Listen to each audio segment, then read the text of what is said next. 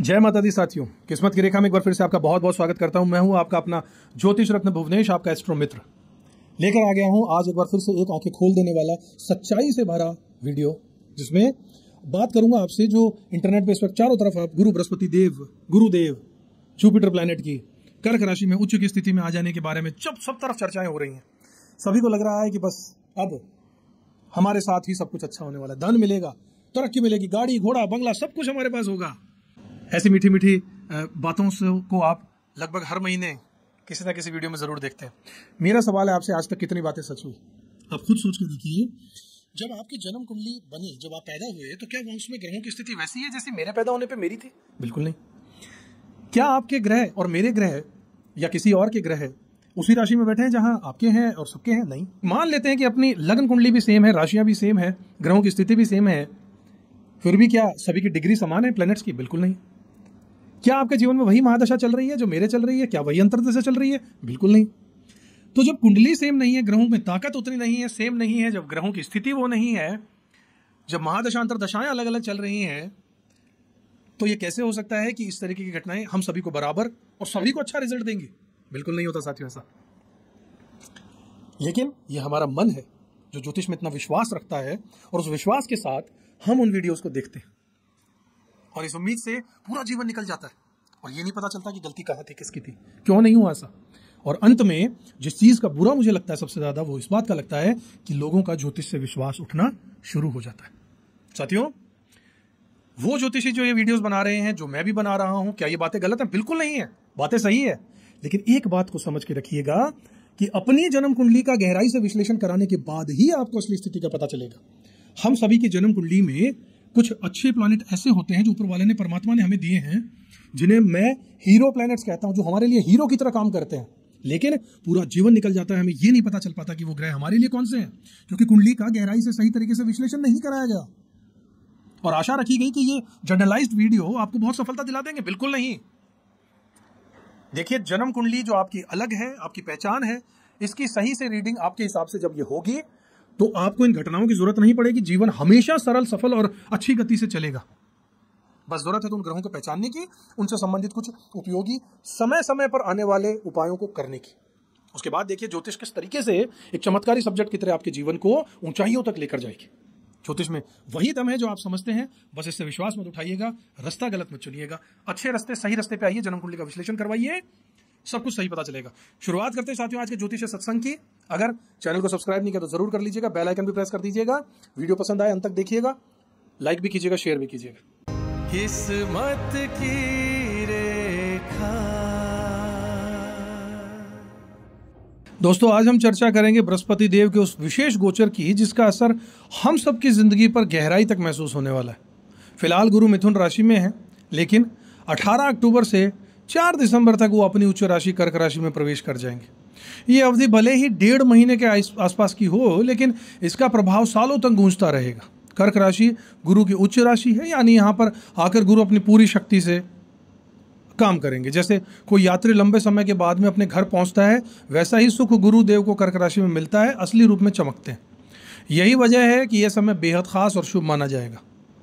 गुरु का अर्थ है ज्ञान, धर्म, आस्था, आशा और विस्तार। अब गुरु जब बलवान हो जाएंगे तो जीवन में प्रकाश और सकारात्मकता भर देंगे। वहीं कर्क राशि पर, जो कर्क राशि जहां वो गोचर करेंगे, वो घर की है, माता की है, भावनाओं की है, और मन से अंदर मन की कारक है और संतोष की है। जब गुरु इस राशि में आएंगे तब इंसान का ध्यान बाहर की हलचल से हट जाएगा, अपने घर, रिश्ते और अपनी खुशी पर टिक जाएगा ध्यान। मिथुन में रहते हुए गुरु ने अभी तक हमें बहुत सारी जानकारियां, इंफॉर्मेशन, कनेक्शंस, नेटवर्किंग, हलचल इसमें दी है। लेकिन अब माहौल बदलेगा। अब शोरगुल के बाजार से निकलकर मंदिर में जाके शांति से बैठने का समय होगा। रिश्तों को संवारने पर ध्यान होगा, घर में खुशहाली लाने पर होगा और भीतर से सुकून पाने पर होगा। ये गोचर सिर्फ व्यक्तिगत जीवन में नहीं बल्कि समाज में भी बड़ा बदलाव लेकर आने वाला है। अब लोग ये समझ पाएंगे कि असली प्रगति किसी को पीछे छोड़ने में नहीं बल्कि सबको साथ लेकर आगे बढ़ने में है। वसुदेव कुटुंबकम का भाव जो है वो गहराई से जड़ों में आ जाएगा। लोग अपनी परंपराओं और आध्यात्मिकता की ओर फिर से लौटेंगे। पूजा पाठ, ध्यान, मंत्र जाप और धर्म कर्म की ओर रुझान बढ़ जाएगा। इस दौरान एक और खास घटना होने वाली है कि गुरु कर्क में उच्च राशि के हो जाएंगे और उसी समय शनि देव मीन राशि में रहेंगे। यहाँ पर और गुरु यहाँ पर आस्था और ज्ञान के प्रतीक है, वहीं शनि कर्म और अनुशासन सिखाने वाले हैं। दोनों का यह संगम सपनों को वास्तविकता में बदलने की ताकत देगा। अब केवल सोचने का समय नहीं रहेगा, बल्कि कर्म करने का, सफलता पाने का समय रहेगा। समाज को भी इससे बहुत नई दिशाएं मिलने वाली हैं। न्याय व्यवस्था और सामूहिक उन्नति की ओर समाज बढ़ेगा। सच में दुर्लभ और भावुक कर देने वाला ये समय रहेगा। अब सवाल ये है कि ये गोचर आपकी कुंडली में किस तरीके का असर डालेगा। इसके लिए 3 बातों का ध्यान रखना जरूरी है। पहला, गुरु की स्वाभाविक प्रकृति क्या है, जो हमेशा ज्ञान और सकारात्मकता देती है। दूसरा, आपकी कुंडली में कर्क राशि किस घर में पड़ रही है। और तीसरा, गुरु किन राशियों और अपने घरों पर दृष्टि यहाँ पर डालेगा। तो गुरु कर्क से वृश्चिक और मीन पर विशेष दृष्टि डालेंगे। खास मीन राशि वालों के लिए समय किसी वरदान से कम नहीं होगा, क्योंकि यह उनकी अपनी राशि है। गुरु की दृष्टि यहीं पर पड़ रही है, यानी डबल आशीर्वाद मिलने का समय रहेगा। यहाँ से गुरुदेव की 9वीं दृष्टि जो है मीन राशि पर, जहाँ शनिदेव विराजमान है, यानी आपके लिए 7वां घर यहाँ पर पड़ने वाली। कर्क राशि चौथे भाव से अगर जुड़ी हुई है, चौथे घर के मालिक कर्क राशि होती है, इसलिए घर, परिवार, संपत्ति और गाड़ियों से जुड़े मामलों में उन्नति हो सकती है। ऑटोमोबाइल सेक्टर बूम पर जाएगा। बाकी लोगों के लिए समय अच्छा होगा, सकारात्मक होगा। इंसान अधिक संवेदनशील होगा, दूसरों की तकलीफ को समझेगा, रिश्तों की अहमियत को महसूस करेगा, समाज में सहयोग और सामूहिक हीलिंग का माहौल बनेगा। तो कुल मिलाकर गुरु का कर्क राशि में प्रवेश और शनि के साथ त्रिकोण का ये जो संबंध है अद्भुत होगा। जीवन में नई ऊर्जा, स्थायी बदलाव और रोशनी लेकर ये आएगा। यह साधारण गोचर नहीं है, बल्कि एक ऐसा समय है जो भीतर से हमें बदल के रख देगा और हमारे कर्मों को सही दिशा भी देगा। दोस्तों, अब बात करता हूं कन्या लगन के लिए और कन्या राशि वालों के लिए कैसा रहेगा। 18 अक्टूबर से 4 दिसंबर तक बृहस्पति देव महाराज आपकी उच्च राशि में रहेंगे और यह समय भले ही 1.5 महीने का होगा, लेकिन कन्या जातकों के लिए बहुत ही शुभ और सकारात्मक बदलाव लेकर आएगा। सबसे पहले ये समझ लीजिए कि कन्या लगन की कुंडली में कि कर्क राशि आपके 11वें घर में पड़ती है। यहाँ पर 11वां भाव किस चीज़ का है? लाभ का है, आय का है, इनकम का है, मित्रता का है, फ्रेंडशिप का, नेटवर्किंग का, सोशल सर्कल का, इच्छा पूर्ति का। जब गुरु अपनी उच्च राशि में यहाँ पर आकर बैठेंगे तो ये बहुत उत्तम योग माना जाएगा।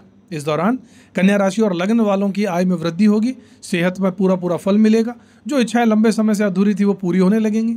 अगर आप नौकरी करते हैं तो प्रमोशन या फिर वेतन वृद्धि के योग बनेंगे, और अगर बिजनेस करते हैं तो ये नए कॉन्ट्रैक्ट और नए ऑर्डर जो है उनके मिलने की संभावनाएं बनाएगा। दोस्तों और सामाजिक दायरे में सोशल नेटवर्किंग, सोशल सर्कल में लाभ मिलेगा। जिन लोगों से पहले कोई खास उम्मीद नहीं थी, वही लोग अचानक से आपकी मदद करने लगेंगे।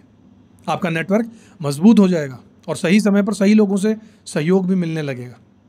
अब गुरु की दृष्टियों पर बहुत महत्वपूर्ण जिनकी बात करें तो गुरु की पंचम दृष्टि आपके 3रे घर पर यहाँ पड़ रही है। इसका असर ये होगा कि आपका साहस और आत्मविश्वास में वृद्धि होगी। आप नई चीज़ें सीखने और उन्हें अपनाने के लिए तैयार रहेंगे।